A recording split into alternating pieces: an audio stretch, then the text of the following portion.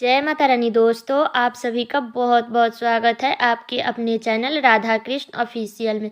उम्मीद करती हूँ कि आप लोग बहुत अच्छे होंगे। तो ये बताने के लिए कमेंट बॉक्स में जय माता दी ज़रूर लिखें। तो चलिए दोस्तों, आज हम मार्गशीर्ष मास के पूर्णिमा तिथि पर हम सत्यनारायण भगवान की कथा सुनेंगे। तो आप लोग कथा को पूरा ज़रूर सुनिएगा।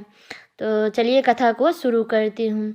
एक समय की बात है, नैमिषारण्य तीर्थ में सनकादिक ऋषियों ने 1000 ऋषियों ने श्री सूत जी से पूछा कि हे प्रभु, इस कलयुग में वेद विद्या रहित मनुष्य को प्रभु भक्ति किस प्रकार मिल सकती है तथा उनका उद्धार कैसे होगा। तब मुनि श्रेष्ठ ने कोई ऐसा तप बताइए जिससे थोड़े समय में ही पुण्य मिले और मनवांछित फल भी मिल जाए। इस प्रकार की कथा सुनने की हम इच्छा रखते हैं। सर्वशास्त्रों के ज्ञाता सूत जी बोले कि हे विष्णु, आप सभी ने प्राणियों के हित की बात पूछी है, इसीलिए मैं एक ऐसे श्रेष्ठ व्रत को आप लोगों के साथ बताऊंगा जिसे नारद जी ने लक्ष्मी नारायण जी से पूछा था। और लक्ष्मीपति ने मुनि श्रेष्ठ नारद जी से कहा कि आप सब इसे ध्यान से सुनिए। एक समय की बात है, योगी राज नारद जी ने दूसरे के हित की इच्छा के लिए अनेकों लोकों में घूमते हुए मृत्यु लोक में आ पहुँचे। यहाँ उन्होंने अनेक योनियों में जन्मे प्रायः सभी मनुष्य को अपने कर्मों द्वारा अनेकों दुखों से पीड़ित देखा और उनका दुख देखकर नारद जी ने सोचने लगे कि कैसा यत्न किया जाए जिनके करने से निश्चित रूप से मानव के दुखों का अंत हो जाए। इसी प्रकार पर मनन करते हुए वह विष्णु लोक में गए। वहां वह देखे कि इस भगवान ने नारायण की स्तुति करने लगे, जिनके हाथों में शंख चक्र गदा और पग थे, गले में वरमाला पहने हुए थे। स्तुति करते हुए नारद जी बोले कि हे भगवान, आप अत्यंत शक्ति से संपन्न हैं, मन तथा वाणी से भी आपको नहीं पा सकती। आपका आदि मध्य तथा अंत नहीं है। निर्गुण स्वरूप सृष्टि के कारण भक्तों के दुखों को दूर करने वाले आपको मेरा नमस्कार है। नारद जी की स्तुति सुन विष्णु भगवान बोले, हे मुनि श्रेष्ठ, आपके मन में क्या बात है? आप किस काम से के लिए पधारे हैं, उसे निसंकोच कहो।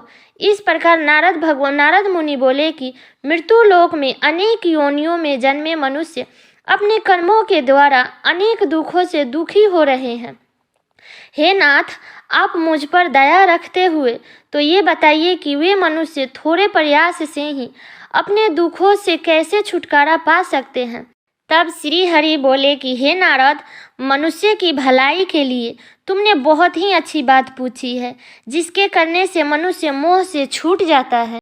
वह बात मैं कहता हूँ, उसे सुनो। स्वर्ग लोक में मृत्यु लोक दोनों में एक दुर्लभ उत्तम व्रत है जो पुण्य देने वाला है। आज प्रेमवश होकर मैं उसे तुमसे कहता हूँ। श्री सत्यनारायण भगवान का यह व्रत अच्छी तरह से विधि पूर्वक करके मनुष्य तुरंत ही यह सुख भोग कर मरने पर मोक्ष पाता है। तब श्री हरि के वचन सुनकर नारद जी बोले कि उस व्रत का फल क्या होगा और उसका विधान क्या है? यह व्रत किसने किया था? इस व्रत को किस दिन करना चाहिए? सभी कुछ विस्तार से बताइए। तब नारद जी के बात सुनकर श्री हरि बोले कि दुख और शोक को दूर करने वाला यह व्रत सभी स्थानों पर विजय दिलाने वाला है।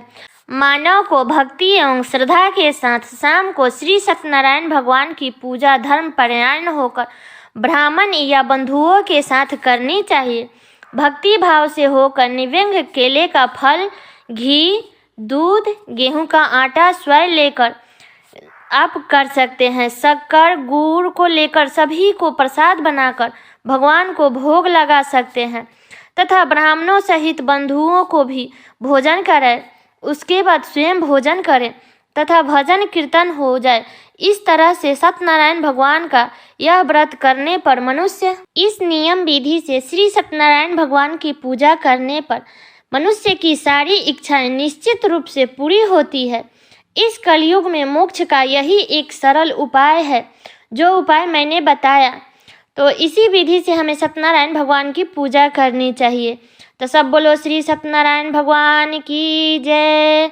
अगर आप दोस्तों चैनल पर नए आए हैं तो चैनल को सब्सक्राइब कर दीजिए, बेल आइकन को प्रेस कर दीजिए ताकि मेरे वीडियो का नया नोटिफिकेशन आप सभी के पास सबसे पहले पहुंचे। और वीडियो को लाइक ज़रूर कर दीजिएगा, वीडियो को शेयर भी कर दीजिएगा। तो चलिए दोस्तों, मिलती हूँ अगले वीडियो में, तब तक के लिए नमस्कार।